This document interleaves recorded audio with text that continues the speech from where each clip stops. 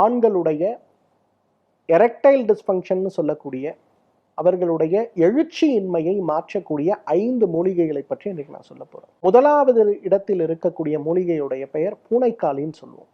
இதனுடைய விதை சூரணம் ஒரு 5 கிராம் அளவுக்கு எடுத்து காலை ஒரு வேளை இரவு ஒரு வேளை உணவுக்கு முன்பு சாப்பிடும்போது மிகப்பெரிய அளவில் உங்களுடைய அந்த எழுச்சியின்மை பிரச்சனை குறைந்து கொண்டே வருவதை பார்க்க முடியும். இரண்டாவது இடத்தில் மிகச் சுலபமாக இருப்பது நம்ம அனைவருக்குமே தெரிந்தது அமுக்குரா சூரணம். மூன்றாவது இடத்தில் இருப்பது நெருஞ்சில் முள்ளுன்னு சொல்லுவோம். நெருஞ்சி முள் நம்ம எல்லாருக்குமே தெரியும். சிறுநீரகம் சம்பந்தப்பட்ட சிறுநீரக கல் சம்பந்தப்பட்ட பிரச்சனைக்கு ஒரு மிகப்பெரிய மருந்து.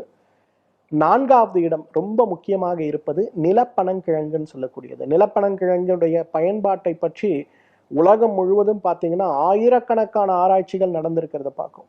ஐந்தாவது இடத்தில் இருப்பது இன்றைக்கு மிகச் சுலபமாக நாம் உபயோகப்படுத்துவது குங்குமப்பூ.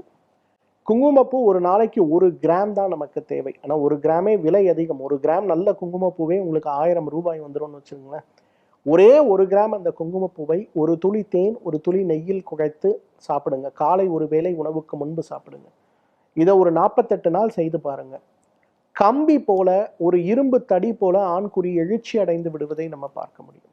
ஸோ இன்னைக்கு நான் சொன்ன 5 பொருட்கள், பூனைக்காளியாக இருந்தாலும் சரி, அமுக்குரா கிழங்காக இருந்தாலும் சரி, நிலப்பனங்கிழங்காக இருந்தாலும் சரி, நெருஞ்சிலாக இருந்தாலும் சரி, குங்குமப்பூவாக இருந்தாலும் சரி, இது 5ஐயும் தனித்தனியாக நீங்கள் மருந்தாக சாப்பிட்டாலும் பரவாயில்லை.